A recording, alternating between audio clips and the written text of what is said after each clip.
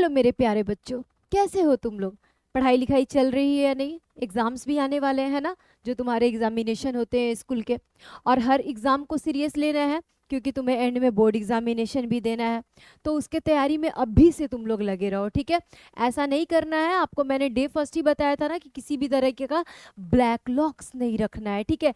Backlogs मतलब क्या होता है कि आपको कोई भी अपना जो लेक्चर होता है उसको स्किप नहीं करना है, या किसी भी टॉपिक को स्किप नहीं करना है, या ऐसा नहीं सोचना है कि ये टॉपिक नहीं समझ में आ रहा है, छोड़ देते हैं, लास्ट टाइम में देख लेंगे, है ना। ये सब आपको नहीं करना है, ये जितनी भी गलतियां हैं ये आपको नहीं करना है।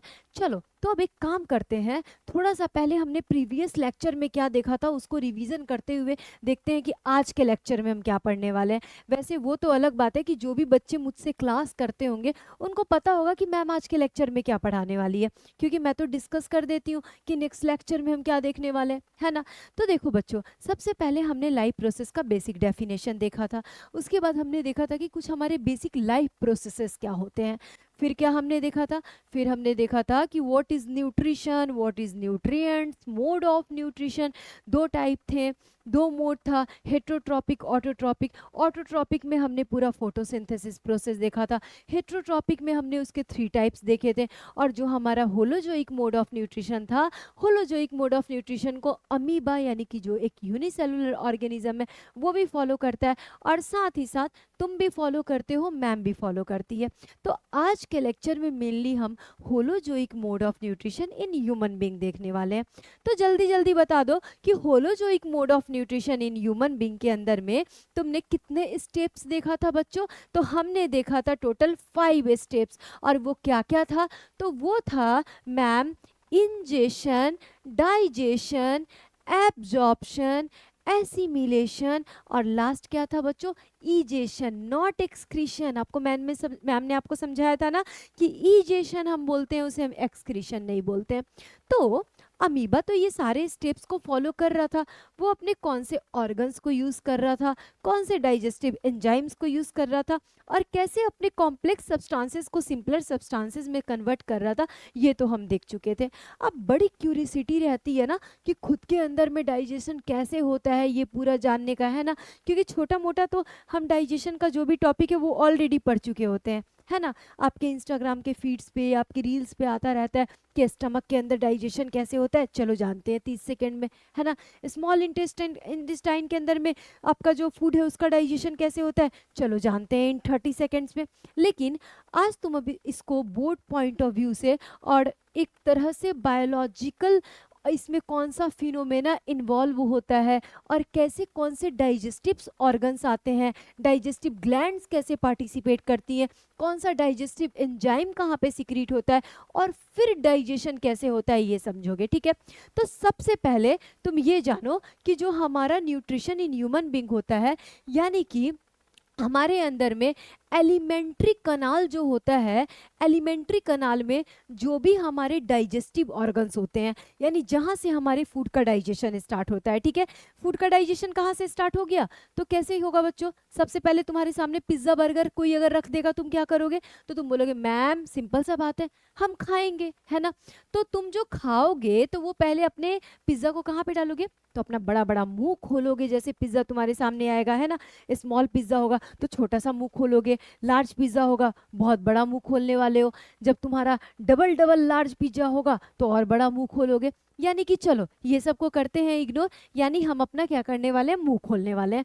मतलब कि कहीं ना कहीं डाइजेशन तो स्टार्ट तुम्हारे माउथ से हो रहा है। तो हमने पढ़ा था ना बच्चों कि सबसे पहला हमारा स्टेप था वो क्या था, इंजेशन। तो देखो माउथ से जो तुम्हारा डाइजेशन स्टार्ट होता है, ये डाइजेशन तुम्हारा एनस पे आकर के एंड हो जाता है, ठीक है।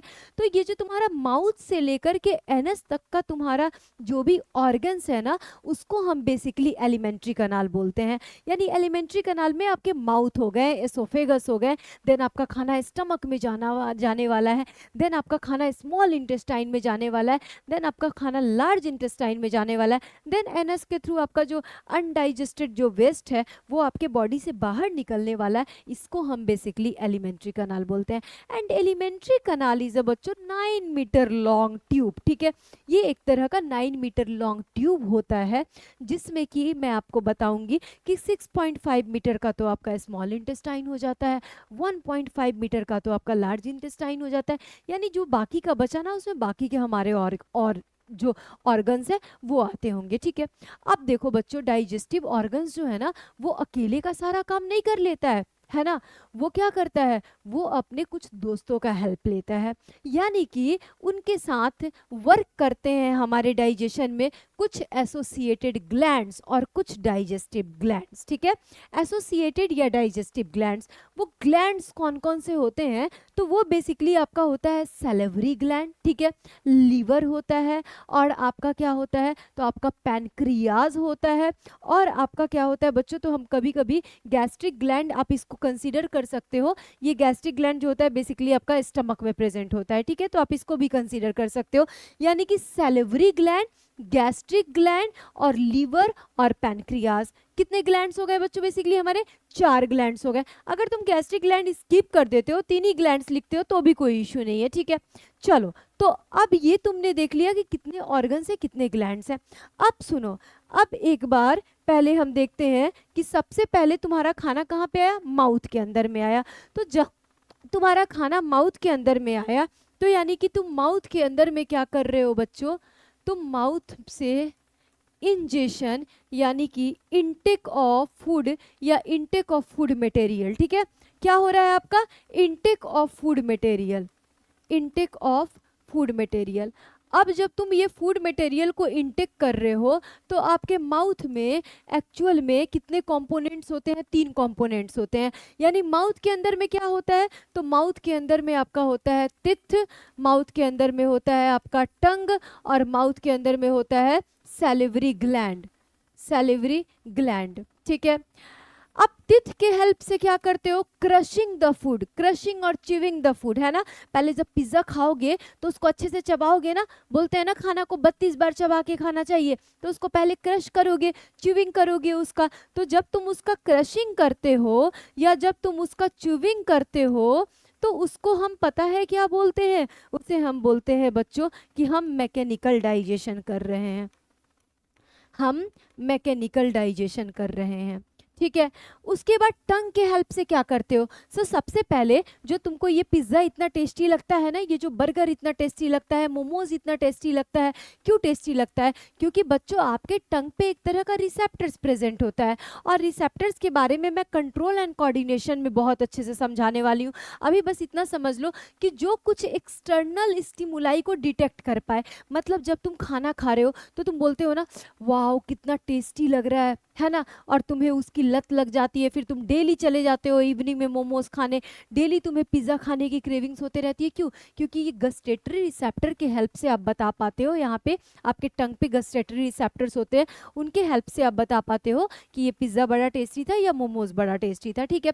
लेकिन टंग में मेनली क्या करता है, तो मिक्स द फूड, ये फूड को मिक्स करने का काम करता है। सैलिवरी ग्लैंड क्या करता है बच्चों, सैलिवरी एमाइलेज नाम का एक एंजाइम होता है, इस एंजाइम को सिक्रीट करता है, और इस एंजाइम से क्या होता है, तो हमारे स्टार्च का डाइजेशन स्टार्ट होता है, ठीक है। ये सैलिवरी एमाइलेज जो एंजाइम है, इसको we can say also ptyalin enzyme, ptyalin भी बोलते हैं, यहाँ से स्टार्च का डाइजेशन स्टार्ट हो गया। तो यानी बेसिकली माउथ के अंदर में क्या हो रहा है, माउथ के अंदर में सबसे पहली जो फिनोमेना हो रही है कि आपका जो टिथ है वो क्रश कर रहा है फूड को, च्यूइंग कर रहा है फूड को, टंग आपके फूड को क्या कर रहा है, थोड़ा सा मिक्स कर रहा है, सैलिवरी ग्लैंड जब सैलिवरी एमाइलेज एंजाइम रिलीज कर रहा है, आपका फूड थोड़ा सा गीला हो रहा है, और उसके साथ ही साथ आपका फूड क्या हो रहा है बच्चों, तो आपका फूड क्या हो रहा है, टंग के हेल्प से मिक्स हो रहा है। यानी कि इतना हमने क्या देखा, तो इतना हमने देखा कि हमारा जो माउथ के अंदर है प्रोसेस है वो क्या हो रहा है। अब तुम्हारा खाना कहाँ पे जाएगा, तो माउथ के बाद तुम्हारा खाना कहाँ पे जाता है, इसोफेगस में जाता है। कहाँ पे जाता है तुम्हारा खाना, इसोफेगस में जाता है। इसोफेगस एक तरह का फूड पाइप होता है, उस फूड पाइप के अंदर में क्या होता है, कॉन्ट्रैक्शन एंड रिलैक्सेशन होता है, किसका, कॉन्ट्रैक्शन और रिलैक्सेशन मूवमेंट जो होता है उसी फूड पाइप का होता है, इसोफेगस का होता है, ताकि आपका जो आपका डाइजेस्ट, जो आपका कॉम्प्लेक्स सब्सटेंसेस था, जो थोड़ा बहुत सिंपलर सब्सटेंसेस में कन्वर्ट हो रखा था, उसको क्या करना है, उसको हमें फूड पाइप के अंदर में भेजना है, तो वो कॉन्ट्रैक्शन रिलैक्सेशन मूवमेंट से जाता है, ठीक है। तो यानी यहाँ पे क्या हो गया, यहाँ पे पेरिस्टल्टिक मूवमेंट हो गया। अब उसके बाद जो है बच्चों, उसके बाद तुम्हारा खाना उसके बाद तुम्हारा खाना कहाँ पे जाएगा? उसके बाद तुम्हारा खाना जाता है स्टमक में, ठीक है। ये तुमने देख लिया कि माउथ के अंदर में तुम्हारा खाना गया, माउथ से कहाँ के भी गया बच्चों? इसोफेगस यानी फूड पाइप में गया। इसके बाद तुम्हारा खाना स्टमक में जाता है। अब स्टमक के अंदर क्या प्रेजेंट होता है, ये सेव हो गया हुआ है, ठीक है। आपको ये स्लाइड के अंदर में मिलेगा ये सारे टेक्स्ट आपको। अब उसके बाद आपका खाना कहाँ पे जाता है बच्चों? इसोफेगस के अंदर में जाता है, ठीक है। ये एक एक चीज आपके स्लाइड में मेंशन किया हुआ है, जितना मैंने आपको समझाया कि माउथ को हम बकल कैविटी बोलते हैं, इसके अंदर में टंग प्रेजेंट होता है, टिथ प्रेजेंट होता है, फिर सैलिवरी ग्लैंड प्रेजेंट होता है। उसके बाद इसोफेगस के अंदर हमने देख लिया, इसोफेगस में आप देख सकते हो कॉन्ट्रैक्शन एंड रिलैक्सेशन जो प्रोसेस होता है, जो मूवमेंट होता है उस इसोफेगस का, उसको हम पेरिस्टाल्टिक मूवमेंट बोलते हैं।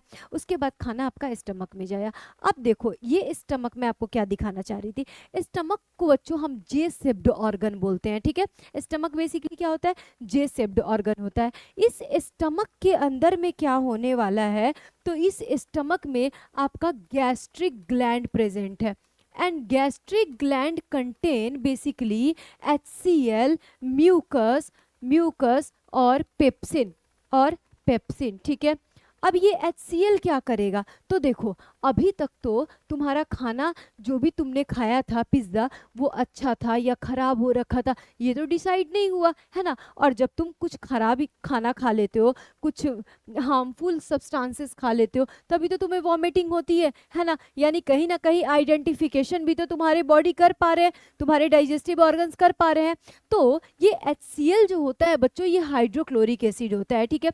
और हाइड्रोक्लोरिक एसिड जो है ये क्या करता है, तो ये HCl हमारे जो स्टमक है, स्टमक के मीडियम को क्या करता है बच्चों? एसिडिक कर देता है। ये जो आपका जे शेप्ड ऑर्गन है उसको क्या करेगा HCl? उसको एसिडिक मीडियम कर देगा।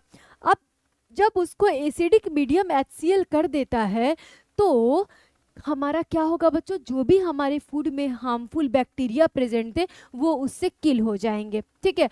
और साथ ही साथ पेप्सिन क्या करेगा, तो पेप्सिन हमारे प्रोटीन का डाइजेशन स्टार्ट कर देगा। यानी याद रखना है तुमको, अभी तक स्टार्च का डाइजेशन स्टार्ट हो चुका था, कहाँ पे? माउथ में। और अब आपके स्टमक में क्या होगा, तो आपके स्टमक में प्रोटीन का डाइजेशन स्टार्ट हो जाएगा, ठीक है। यानी कि HCl क्या कर रहा है? HCl आपके स्टमक के मीडियम को एसिडिक कर रहा है, और साथ ही साथ उसमें जो भी बैक्टीरिया प्रेजेंट थे उनको मार रहा है। और फिर उसके बाद आपका पेप्सिन क्या कर रहा है, तो पेप्सिन डाइजेशन ऑफ प्रोटीन कर रहा है, ठीक है। और लेकिन ये पूरा पूरा डाइजेशन नहीं कर पाता है, देखो यहाँ पे पार्शियली डाइजेशन हो रखा है, वहाँ पे भी पार्शियली डाइजेशन हो रखा है स्टार्च का। अब उसके बाद म्यूकस क्या करेगा, तो सोचो ना, HCl जो है वो हाइड्रोक्लोरिक एसिड है, तो हो सकता है ना कि एक तो तुमने जो खाना खा रखा है उसमें भी एसिड प्रेजेंट हो, और ऊपर से तुम्हारा मीडियम जो स्टमक का है वो ऑलरेडी एसिड हो जाने वाला है। तो हो सकता है ना कि एक्सेसिव अमाउंट ऑफ एसिडिटी हो जाए आपके स्टमक के मीडियम, है ना, आपके स्टमक में बहुत ज़्यादा अमाउंट में एसिडिटी रिलीज हो जाए। तो ऐसे टाइम में क्या करता है, हमारा म्यूकस जो है वो हमारे स्टमक के लाइनिंग को प्रोटेक्ट करने का काम करता है। और याद रखना है कि HCl के प्रेजेंस में ही हमारा जो पेप्सिन होता है वो एक्टिव होता है, ठीक है। अगर HCl ना रहा तो हमारा जो पेप्सिन है वो इनएक्टिव फॉर्म में होगा, ठीक है। तब हमारा पेप्सिन क्या होगा? इनएक्टिव फॉर्म में होगा। तो देखो इसको अब तुम लोग, stomach is J shaped muscular sac organ present कहाँ पे होता है बच्चों? तो ये एब्डोमेन बीनीथ द डायफ्राम, ठीक है। Partially digested food reaches in the stomach, partially जो डाइजेस्टेड फूड है वो स्टमक में गए फ्रॉम द बकल कैविटी से और एसोफेगस से, ठीक है, थ्रू द फैरिंग्स एंड एसोफेगस। फैरिंग्स के बारे में मैं अभी बिल्कुल नहीं समझाऊंगी क्योंकि इसको बहुत अच्छे से अपने कहाँ पे समझने वाले हैं, अपने हम इसको रेस्पिरेटरी सिस्टम में समझने वाले हैं, ठीक है। मैं जो बात कर रही थी ना विंड पाइप और फूड पाइप का, कुछ ऐसा ही कोरिलेट मैं आपको करके समझाऊंगी। आगे क्या है बच्चों की gastric gland present in the wall of stomach, this releases, यहाँ पे क्या होता है वो गैस्ट्रिक जूस रिलीज करते हैं, and gastric juice contain what बच्चों? तो gastric juice contain HCl, pepsin and mucus, ठीक है। अब हाइड्रोक्लोरिक एसिड क्या करेगा? Kills the germs which may be present in our food, moreover it makes the medium inside stomach as acidic, उसको acidic बनाएगा। और एसिडिक मीडियम क्यों ज़रूरी है बच्चों? ताकि जो गैस्ट्रिक एंजाइम्स है वो वर्क कर सके। और गैस्ट्रिक एंजाइम कौन है? तो आपको मैम ने बताया था अभी कि गैस्ट्रिक एंजाइम पेप्सिन है। और आपको मैम ने ये भी बताया था कि विदाउट HCl पेप्सिन हमारा क्या होगा? इनएक्टिव फॉर्म में रहेगा, यानी HCl का रहना जरूरी है। तो आगे समझ में स्टमक में क्या होने वाला है। अब आगे देखोगे तुम कि स्टमक के बाद हमारा जो खाना है ना बच्चों, वो हमारा खाना कहाँ पे चला जाता है? तो उसके बाद हमारा खाना चला जाता है स्मॉल इंटेस्टाइन में। ठीक है, कहाँ पे चला जाता है हमारा खाना? स्मॉल इंटेस्टाइन में। स्मॉल इंटेस्टाइन के ना एक्चुअल क्या होते हैं? 3 पार्ट्स होते हैं। ठीक है, उसके 3 पार्ट्स होते हैं। ड्यूडेनम होता है, जेजनियम होता है, इलियम होता है। लेकिन इसके अंदर में कौन से, अब किसका डाइजेशन होता है, कौन से ग्लैंड्स पार्टिसिपेट करते हैं, हम वो समझने वाले हैं। तो देखो स्मॉल इंटेस्टाइन को अच्छे से समझ लेना, क्योंकि हम इसको बोलते हैं कि यहाँ पे कंप्लीट डाइजेशन होता है, इसलिए we can say also complete digestion site. Complete digestion site किसे बोलते हैं? स्मॉल इंटेस्टाइन को बोलते हैं। अब ये तुम्हें क्या दिख रहा है? स्टमक दिख रहा है, और ये तुम्हें स्मॉल इंटेस्टाइन दिख रहा है। स्मॉल इंटेस्टाइन ना, हम इसको जानबूझ के हम उसको स्मॉल इंटेस्टाइन बोल रहे हैं, लेकिन अगर हम चाहे तो उसको लार्ज इंटेस्टाइन भी बोल सकते थे। क्यों हम उसको लार्ज इंटेस्टाइन नहीं बोलते हैं? क्योंकि देखो ये जो आपकी ऐसी क्वाइलिंग हो रखी है ना, तो ये क्वाइलिंग अगर मैं इसको समझो कि जैसे DNA होता है हमारा, क्रोमैटिन के फॉर्म में होता है, और जब हम उसको क्या करते हैं, उसको पूरा ये कर देते हैं, मर्ज कर देते हैं या पैकेजिंग करते हैं, तो वो क्रोमोसोम में पैक हो जाता है। लेकिन अगर तुम ऐसे ही स्मॉल इंटेस्टाइन समझ लो कि ये तो यहाँ पे पैक्ड फॉर्म में है, पूरे अपने आप को क्वाइलिंग किया हुआ है, सुपर क्वाइलिंग इनके बीच में हुई है। लेकिन मैं अगर इसको पूरा खोल दूं तो ये आपको लार्ज इंटेस्टाइन से भी बड़ा दिखने वाला है। लेकिन चूंकि यहाँ पे क्या होता है बच्चों, कि यहाँ पे इसका जो विड्थ होता है, वो विड्थ और लेंथ में कुछ डिफरेंसेस होती हैं, जिनकी वजह से स्मॉल इंटेस्टाइन को हम स्मॉल इंटेस्टाइन कंसिडर करते हैं। ठीक है, तो स्मॉल इंटेस्टाइन क्या होता है बच्चों? बेसिकली आपका 6.5 मीटर लॉन्ग ट्यूब होता है। और स्मॉल इंटेस्टाइन के 3 पार्ट्स मैंने बताया था, ड्यूडेनम, जेजनियम, इलियम। और स्मॉल इंटेस्टाइन में क्या होता है? 2 ग्लैंड्स प्रेजेंट होते हैं। एक ग्लैंड लीवर होता है, दूसरा ग्लैंड क्या होता है? पैनक्रियाज होता है। अब देखो small intestine 6.5 metre long tube हो गया। ठीक है, स्मॉल इंटेस्टाइन के 3 पार्ट्स हो गए। कौन कौन सा हो गया? ड्यूडेनम, जेजनियम, इलियम हो गया। उसके बाद स्मॉल इंटेस्टाइन में 2 ग्लैंड्स हो गए। पहला क्या हो गया? लीवर, और दूसरा क्या हो गया? पैनक्रियास। ठीक है, अब लीवर क्या करता है? तो देखो अभी तक तुम्हारा किसका डाइजेशन हो रखा था? पार्शियल डाइजेशन प्रोटीन का हो रखा था, पार्शियल डाइजेशन तुम्हारे स्टार्च का हो रखा था। But what about lipid, what about fat? जो हमने फैट खाया है, तो लीवर क्या करता है कि लीवर बाइल सॉल्ट, लीवर क्या करता है? बाइल सॉल्ट लीवर के अंदर में बनता है। बाइल सॉल्ट नाम की एंजाइम्स बनती हैं। ठीक है, हम उसको बेसिकली एंजाइम्स नहीं बोलेंगे। ठीक है, उसमें एंजाइम्स नहीं है। वो जो बाइल सॉल्ट्स बनती हैं, वो बाइल सॉल्ट जो होती हैं वो येलोइश कलर की होती हैं। ठीक है, और ये बाइल सॉल्ट की वजह से क्या होता है? हमारे लिपिड का इमल्सिफिकेशन होता है।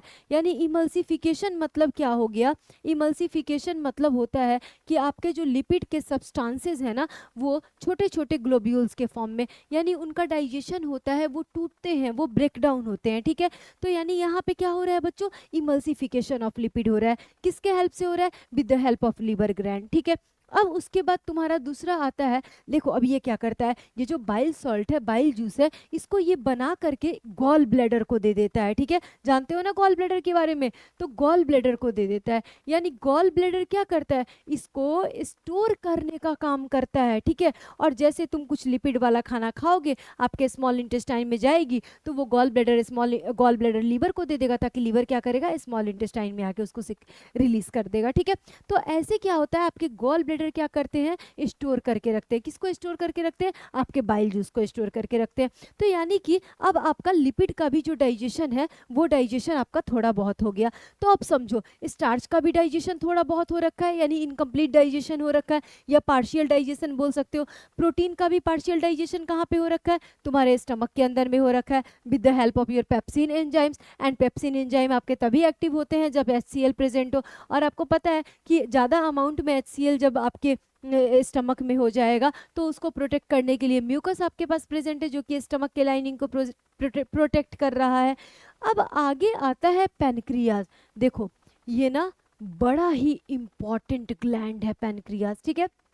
सबसे पहले तो पैनक्रियाज को हम बोलते हैं कि ये एक्सोक्राइन ग्लैंड भी है, एंडोक्राइन भी ग्लैंड है, ठीक है। एक्सोक्राइन ग्लैंड इसलिए है क्योंकि ये कुछ डाइजेस्टिव एंजाइम सिक्रीट कर रहा है, और एंडोक्राइन ग्लैंड इसलिए है क्योंकि इसमें क्या होते हैं, कुछ हार्मोन्स भी होते हैं, ठीक है। तो अब ये तो तुमको मैं कंट्रोल एंड कोऑर्डिनेशन चैप्टर में पढ़ाऊंगी, लेकिन अभी तुमको मैंने बता दिया है कि कभी भी तुम कोई भी कॉम्पिटेटिव लेवल की अगर बुक देखोगे तो उसमें देख सकते हो कि पैनक्रियाज को दोनों ग्लैंड कंसीडर किया जाता है, एंडोक्राइन एंड एक्सोक्राइन बोथ, ठीक है, या फिर मिक्स ग्लैंड भी बोल सकते हैं। पैनक्रियाज के पास एक्चुअल में पैनक्रियाटिक जूस होता है, और उस पैनक्रियाटिक जूस में 3 तरीके के एंजाइम्स पाए जाते हैं। पहला होता है पैनक्रियाटिक एमाइलेज, दूसरा होता है पैनक्रियाटिक लाइपेज, और तीसरा क्या होता है बच्चों, ट्रिप्सिन। क्या क्या देखा हमने, पैनक्रियाटिक एमाइलेज, ट्रिप्सिन, और तीसरा क्या है बच्चों तुम्हारा, पैनक्रियाटिक एमाइलेज है, ट्रिप्सिन है, और पैनक्रियाटिक लाइपेज है। तो देखो एक बार, small intestine is considered as the longest part of the alimentary canal. यहाँ पे स्पेलिंग करेक्ट कर लेना, यहाँ पे ए हो जाएगा। The partial digested food from the stomach passes to the small intestine. जो पार्शियल डाइजेशन हो रखा था फूड का, वो स्मॉल इंटेस्टाइन से कहाँ पे चला गया, सॉरी वो स्टमक से कहाँ पे चला गया, तुम्हारे स्मॉल इंटेस्टाइन में चला गया। The small intestine divided into 3 parts, duodenum, jejunum and ileum, ठीक है। ड्यूडेनम क्या है, तो it is C shaped region into which the bile and pancreatic ducts open. तो ये बेसिकली तुम्हारे कुछ पार्ट्स हैं, ठीक है, उन पार्ट के बारे में ये दिया हुआ है। जेजनम क्या है, जेजनम आपके स्मॉल इंटेस्टाइन का एक ऐसा पार्ट है, it is the part next to the duodenum, जो ड्यूडेनम के बाद का है, ठीक है। तो जो स्मॉल इंटेस्टाइन तुम्हारा कॉइल लाइक स्ट्रक्चर है ना, उसमें कुछ पार्ट्स आपके ड्यूडेनम है, ड्यूडेनम के बाद का आपका जेजनम है, जेजनम के बाद का आपका इलियम है, ठीक है। इलियम क्या है, तो it is the longest part of the small intestine, यानी जो स्मॉल इंटेस्टाइन का तो तुम्हारा ज्यादा पार्ट जो ऑक्यूपाई करके रखा है वो तुम्हारा इलियम है, ठीक है। उसके बाद तुम देखोगे small intestine is the site of complete digestion. क्यों यहाँ पे साइट ऑफ कंप्लीट डाइजेशन है, क्योंकि जो तुम्हारा पार्शियल डाइजेशन हो रखा था ना प्रोटीन का, अब उसके लिए जो पैनक्रियाज है ना, ये पैनक्रियाज क्या बनाएगा, पैनक्रियाटिक ट्रिप्सिन बनाएगा, और वो किस पे वर्क करेगा, पार्शियल डाइजेशन ऑफ प्रोटीन पे वर्क करेगा, and it is completely break down in the form of amino acid, और उसको अमाइनो एसिड में कन्वर्ट करने वाला है। वैसे ही तुम्हारे पैनक्रियाटिक एमाइलेज क्या करेंगे, तो याद करो सेलेवरी एमाइलेज, और सेलेवरी एमाइलेज क्या कर रहा था बच्चों, किस पे वर्क कर रहा था, स्टार्च पे। तो उसी स्टार्च कार्बोहाइड्रेट पे ये वर्क करके उसको किस में कन्वर्ट करने वाले हैं, उसको ग्लूकोज में कन्वर्ट करने वाले हैं। उसके बाद तुम्हारा क्या बचा, तो तुम्हारा लिपिड बचा, फैट बचा। अब आपके जो लिपिड और फैट्स हैं उनके लिए पैनक्रियाज के पास क्या है, पैनक्रियाटिक लाइपेज है, और ये किस पे वर्क करेंगे, इस पार्शियल डाइजेशन ऑफ लिपिड पे वर्क करेंगे, और उसको कंप्लीटली किस में कन्वर्ट करेंगे, फैटी एसिड एंड ग्लिसरॉल्स में कन्वर्ट करेंगे, ठीक है। तो देखो लेक्चर सुनना है, ठीक है, लेक्चर सुनना है और समझना है। ऐसा नहीं करना है कि क्या करोगे, बहुत अच्छा डायग्राम्स बनाओगे डाइजेशन में, है ना, 2 3 4 5 पेन को यूज करोगे, बनाओगे और उसको कलर करोगे, और कलर करके अपना नोटबुक बंद करके रख दोगे, ठीक है। ऐसा नहीं करना है। आपको मेनली क्या करना है, जो भी आपके कॉन्सेप्ट्स है ना डाइजेशन का, वो आपको समझना है। डाइजेशन एक ऐसा टॉपिक है कि अगर तुम अच्छे से समझ गए तो उसको तुम इन 5 मिनट एक्सप्लेन कर सकते हो, ठीक है, मात्र उसको 5 मिनट में एक्सप्लेन कर सकते हो। यानी सबसे पहले तुम्हारे माउथ में क्या हो रहा था, मैंने क्या बताया था, इंजेशन, और इंजेशन आपके जो टीथ क्या कर रहे थे, क्रश कर रहे थे फूड को, टंग के हेल्प से आप उसको मिक्स कर रहे थे। सेलेवरी ग्लैंड क्या कर रहा था, सेलेवरी एमाइलेज और टाइलिन नाम का एंजाइम क्या कर रहा था, सिक्रीट कर रहा था, जिससे स्टार्च का डाइजेशन हो रहा था। उसके बाद खाना तुम्हारे एसोफेगस में जा रहा था, यानी कि तुम्हारे फूड पाइप में जा रहा था। फूड पाइप में जब तुम्हारे खाना जा रहा था तो वहाँ पे कॉन्ट्रैक्शन एंड रिलैक्सेशन मूवमेंट हो रहा था, या फिर एक्सपेंशन भी बोल सकते हो उसको, और उसको हम पेरिस्टाल्टिक मूवमेंट बोल रहे थे। और उसके बाद आपका खाना कहाँ पे जा रहा था बच्चों, स्टमक के अंदर में जा रहा था, और स्टमक में आपको पता है गैस्ट्रिक ग्लैंड प्रेजेंट होते हैं। Gastric gland contain gastric juice, and gastric juice जो होते हैं वो उसमें 3 तरीके के एंजाइम्स होते हैं। पहला HCl होता है, दूसरा म्यूकस होता है, तीसरा पेप्सिन होता है। HCl क्या करेगा, हाइड्रोक्लोरिक एसिड, जिसकी वजह से हमारे स्टमक का मीडियम एसिडिक होने वाला है, और साथ ही साथ हमारे जो भी बैक्टीरिया वगैरह या कुछ हार्मफुल सब्सटेंसेस अगर हमारे खाना में प्रेजेंट हो तो उनको आइडेंटिफाई करके क्या करेगा, उनको आइडेंटिफाई करके किल करेगा, ठीक है। और अगर उसको ऐसा लगता है कि वो किल नहीं कर सकता है तो वो हम क्या करते हैं, उसको फिर वॉमिटिंग हम उसको कर देते हैं, वो वॉमिट के थ्रू बाहर निकल जाता है, ठीक है। अब उसके बाद क्या हुआ, तो उसके बाद आया आपका पेप्सिन जो कि HCl के प्रेजेंस में एक्टिव होने वाला है और साथ ही साथ प्रोटीन के डाइजेशन पे वर्क करने वाला है। और उसके बाद आता है हमारा म्यूकस, क्योंकि हमारा HCl एक्सेसिव अमाउंट में भी ये हमारा रिलीज हो सकता है और एसिडिटी कॉज कर सकता है ना। Excessive amount of HCl leads to acidity, तो वो एसिडिटी कॉज कर सकता है, तो उससे प्रोटेक्शन के लिए तुम्हारे म्यूकस प्रेजेंट है जो कि स्टमक के लाइनिंग को प्रोटेक्ट कर रहा है। अब उसके बाद तुम्हारा खाना कहाँ पे चला गया बच्चों, तो अब आपके जो पार्शियल डाइजेस्टेड फूड है वो आपके स्मॉल इंटेस्टाइन में चलेगा। स्मॉल इंटेस्टाइन में मैम ने तुमको क्या बताया कि स्मॉल इंटेस्टाइन क्या होता है, एक तरह से आपका लार्जेस्ट ऑर्गन होता है एलिमेंट्री कैनाल का, साथ ही साथ small intestine 6.5 metre long tube होता है। इसके 3 पार्ट्स होते हैं, ड्यूडेनम, जेजनियम, इलियम, एंड इसके पास 2 बेस्ट फ्रेंड्स होते हैं, मतलब 2 ग्लैंड्स प्रेजेंट होते हैं। First one is liver and another is pancreas. Liver क्या कर रहा है, तो बाइल जूस बना रहा है, उसको हम बेसिकली बाइल सॉल्ट बोलते हैं।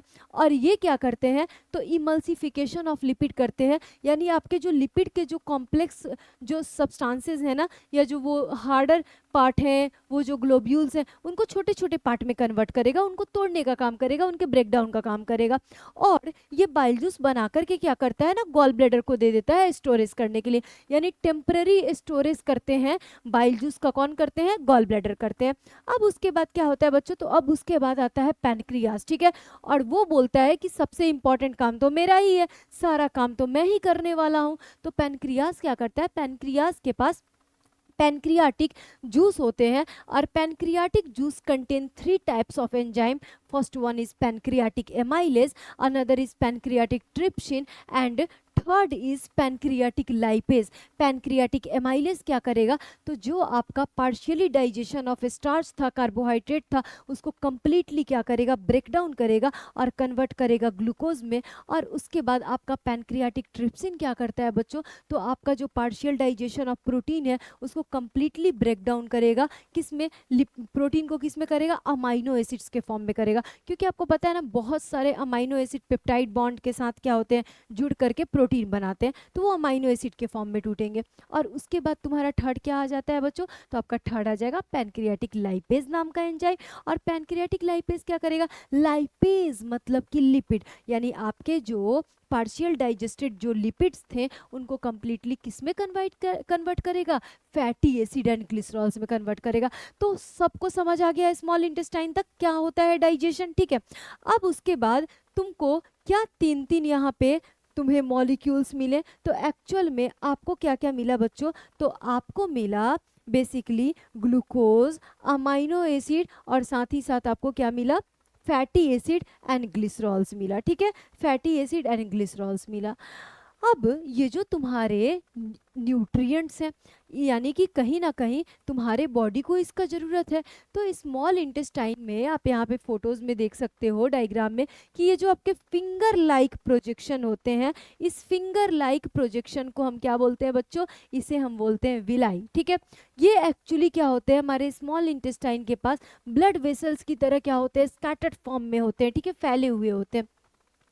ये जो फिंगर लाइक प्रोजेक्शन है, ये जो विलाई है, ये विलाई बेसिकली एब्जॉर्प्शन का काम करते हैं। इंजेक्शन हमने देख लिया, डाइजेशन हमने देख लिया, ये एब्जॉर्प्शन का काम करेंगे। किसका एब्जॉर्प्शन करेंगे, ग्लूकोज हमारे बॉडी को ज़रूरत होगा, है ना, हमारे सेल की, हमारे टिश्यूज़ की, जो डैमेज टिश्यू है, डैमेज सेल है, उनकी रिकवरी भी तो होनी है, और वो इसी न्यूट्रिएंट्स के हेल्प से करेंगे, तो इन्हीं से तो वो एनर्जी लेंगे, ठीक है। तो ये हमारे क्या करेंगे, ये हमारे ब्लड वेसल्स को दे देंगे, मतलब ये हमारे अब ब्लड के थ्रू क्या होने वाले, पूरे बॉडी में ट्रांसपोर्ट होने वाला है। यानी क्या क्या बचा था बच्चों, ग्लूकोज बचा था, अमाइनो एसिड बचा था, फैटी एसिड एंड ग्लिसरॉल्स बचा था। तो देखो, the inner lining of a small intestine as numerous finger like projections called villi which increases the surface area भी increase करने का काम करता है, for absorption of digested food. These are richly supplied with blood vessels which take the absorbed food to each and every cell of the body where it is assimilated for various purposes like reproduction, growth, etc. है ना। यानी कि क्या होने वाला बच्चों, जो मैंने आपको बताया एज इट इज़ यहाँ पे वही स्लाइड्स में आपके मेंशन है कि ये जो है इंक्रीज करेगा सरफेस एरिया को for the absorption of food, और साथ ही साथ क्या करेगा, अब हमारा आगे का प्रोसेस होने वाला है, मतलब एसिमिलेशन होने वाला है। जैसे अमीबा है ना, अमीबा के अंदर मैंने आपको बताया था ना कि वो एसिमिलेशन कैसे करेंगे, मतलब कि अब वो रिप्रोडक्शन करेंगे, यानी कि बाइनरी फ्यूजन करेंगे, या फिर अपने सेल की जो भी उनका डैमेज सेल है, टिश्यूज है, उसका वो रिकवरी करने वाले हैं। तो वही काम क्या होगा, अब हमारा सेल करेगा, हमारा टिश्यूज करेगा। ठीक है, तो ये हो गया स्मॉल इंटेस्टाइन का, हमने ऑल ओवर पार्ट देख लिया।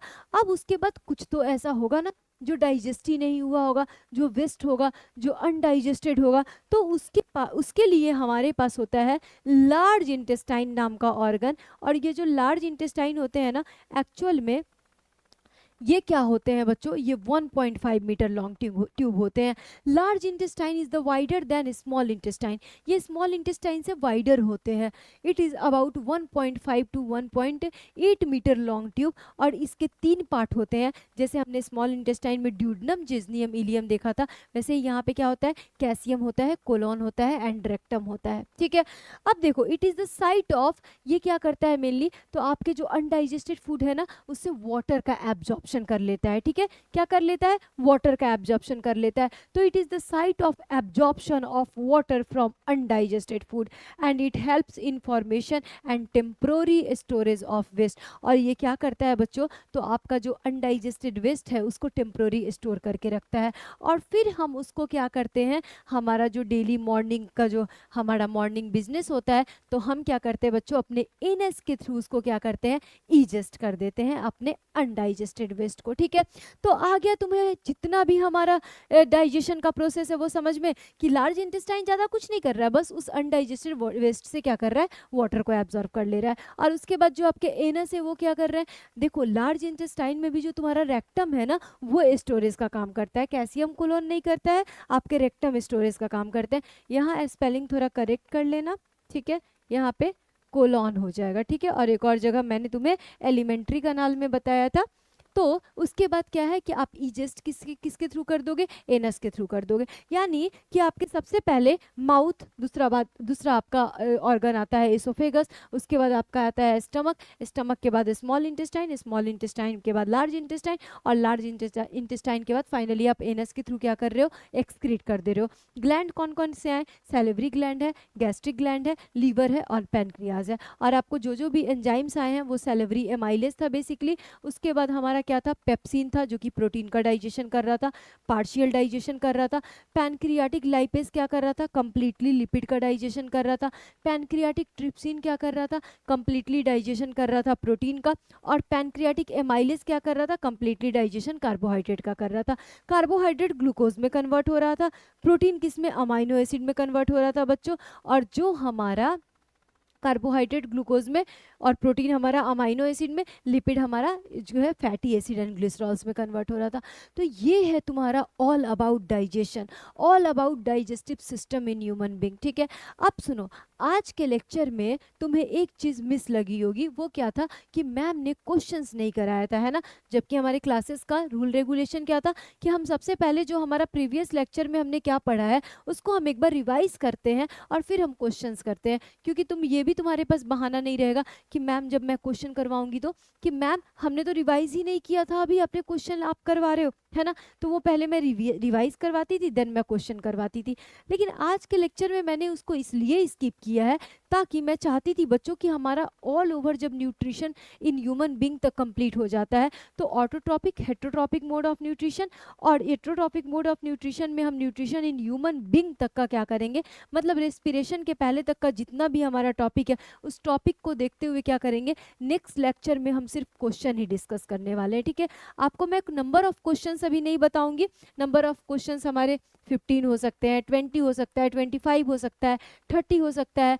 PYQs होंगे, उसमें आपके मल्टीपल चॉइस क्वेश्चन होंगे बेसिकली, लेकिन उस क्वेश्चंस को हम क्या करने वाले हैं, अपने नेक्स्ट लेक्चर में डिस्कस करने वाले हैं। अब तुम्हारा काम क्या है कि ये जो आपका डाइजेशन इन ह्यूमन बीइंग था, ये जो आपका एलिमेंट्री कनाल था, डाइजेस्टिव ऑर्गन्स थे, डाइजेस्टिव ग्लैंड्स थे, डाइजेस्टिव एंजाइम्स था, इनको अच्छे से क्या करना है, रिवाइज करना है, मल्टीपल टाइम्स अपने नोट्स में बनाने के बाद उनको पढ़ना है, और कोशिश करना है कि आज के आज या तुम जब भी लेक्चर देखने बैठ रहे हो, तुम्हें उसी टाइम में क्या हो जाए, अच्छे से तुम उसको रिमेंबर कर पाओ, अच्छे से तुम उसको लर्न कर पाओ, और तुम उसको कोशिश करो कि तुम उसी दिन उसको सीख लो। ठीक है, तो फिलहाल आज के लिए सिर्फ इतना ही। अब मिलते हैं अपने नेक्स्ट लेक्चर में हम क्वेश्चंस प्रैक्टिस के साथ। ठीक है, चलो बच्चों, थैंक यू सो मच।